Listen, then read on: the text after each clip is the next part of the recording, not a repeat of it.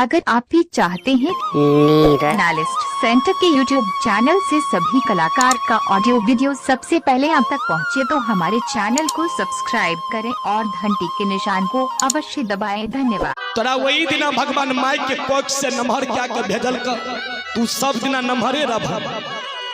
आए तोर पिन्ना के पितमरी ले आलबे तो सब तू छोट नहीं बम राजा नहीं कहला जे।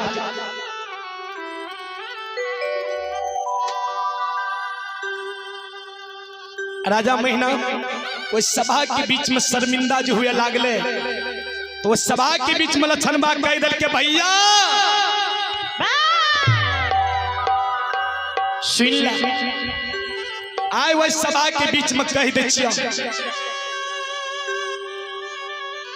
जो यदि तोरा मन में हक हिस्सा के लोभ हेता जे कारू मर गए लक्षणों के मार दे छिए, दुनू के हक हिस्सा अपना बेटा के नाम पर चढ़ा लेबे, तो भैया तोहर ससुराल छपरस मना में तोरा महपुरा में सुख जीवन से पूरा फैमिली के परिवार का नहीं है तो रही तोर डीटेप दे छपरस मना में। दोसर नंबर में जे हमरा घर में आग लगेने हेते सभा के बीच में कहे छिया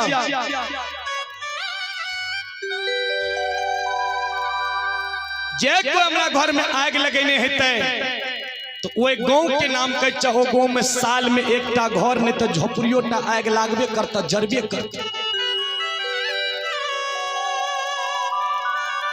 बनगा के ब्राह्मण से उलाय बदल के तो कहबी में ये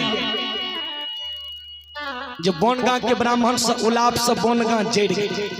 आइयो कल बुढ़ा बाबा से समाज कहला तो बनगा के ब्राह्मण से उलाय बदल के तो साल में एकटा झोपड़ियों टा में आग लगे जाए बनगा में। तेसर नंबर में कह दल के भैया आप तोरा विश्वास वाला नहीं जे कारू भर के गैया बन गए। राजा मैना 10 नजर लक्षण पूर्ण विश्वास जे कारू हमरा घर में गैया बन गए। लक्षण बा 10 नजर लेल के भैया कनियोटा के मंदिर बना दे जे भैया के पूजा करे छिए, भैया के पूजा करे छे, दूध रिसार करे छे, कागा जूठा क्या दे छे। ओइ सभा के बीच में राजा मैना शपथ लाल करे लक्षण ऐ शपथ ल चुन्नी जी 7वीं दिना ईटा के न्यू ला के कनियोटा के मंदिर कारू के नाम से बने। राजा मैना जी शपथ ललके लक्षण बा ओइ सभा के बीच में राजा मैना के कह लागले भैया तू कैरा कारू भूत प्रेत बन गए। आप तू काजे कारू घर के गैया बनल छ कि भूत बनल छ कि प्रेत बनल छ। राजा मैना तो सभा के बीच में कारू के नाम से जय जयकार करे लागले। समाज के लोग कारू के दोहाई दिए लागले। प्रेम से बोलो संत कारू महाराज की। कारू बाबा के महिमा हो प्रेमी,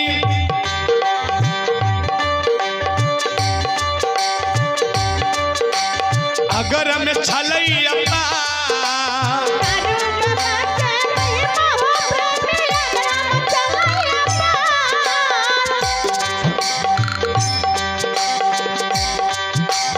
कारू बाबा की महिमा हो प्रेमी, अगर में छलैया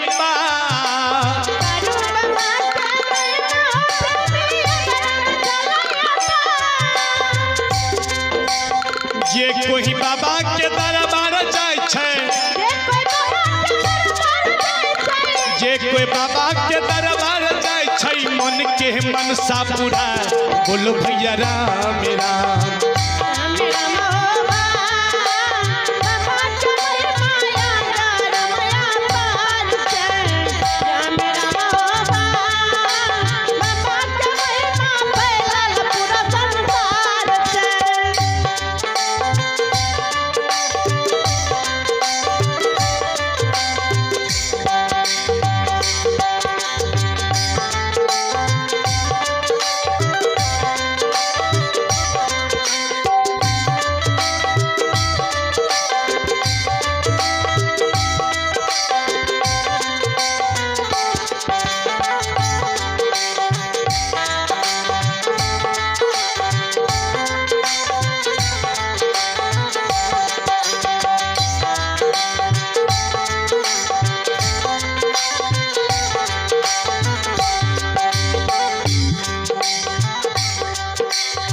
शुक्र मंगल दिन बाबा के दरबार जे कोई अर्जी लगाए,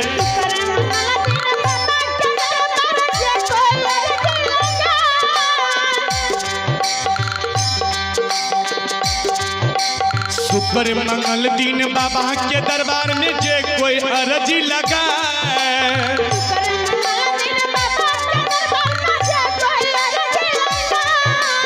मन में मनसा लगा कर हैया, मन में मनसा लगा कर हैया, दै छै बाबा पूरा। बोलो भैया राम राम राम राम हो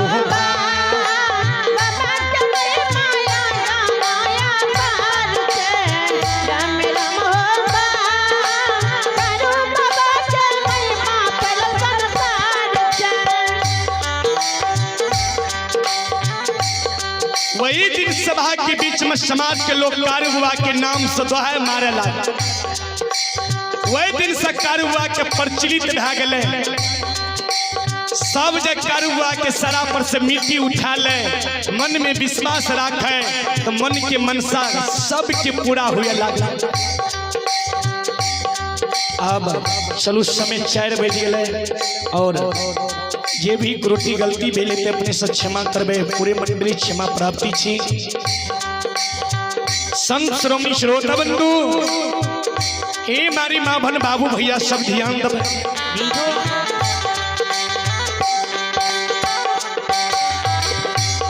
चलो एक बरस सब करे भगवान के भजन करो और वाणी की विराम दे।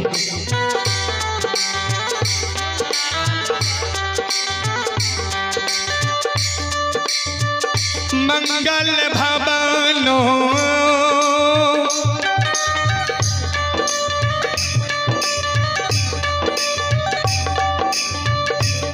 ये मंगल हारी,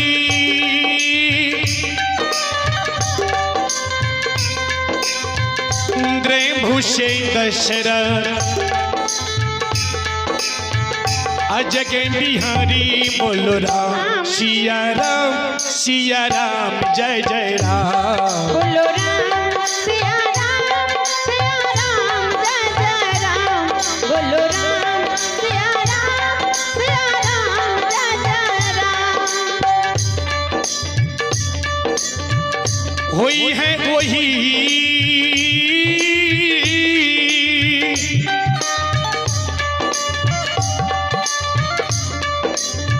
राम रची राखा, को करी है तार के बढ़ाव वही शाखा। बोलो राम सिया राम जय जय राम। बोलो राम सिया राम जय जय राम। बोलो राम सिया राम जय जय राम। हो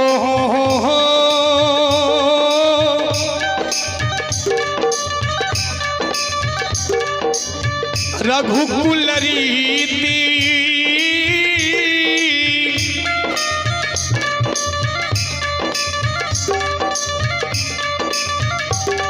सदा चली आई,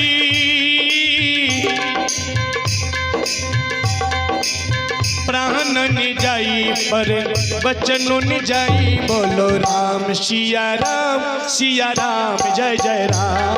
बोलो राम सिया राम जय जय राम। बोलो राम सिया राम जय जय राम। जनकपुरी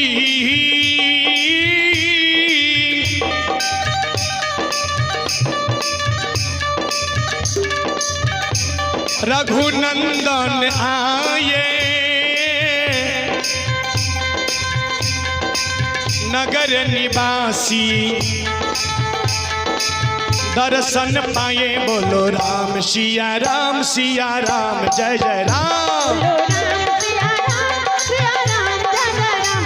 बोलो राम सिया राम बोलो राम सिया राम जय जय राम। बोलो राम सिया राम जय जय राम। बोलो राम सिया राम जय जय राम।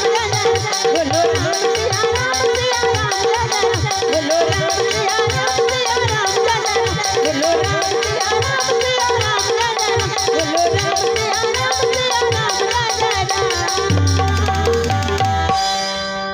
चलो दुई बात मिराज साहब के आदेश साहब गेल तो चलो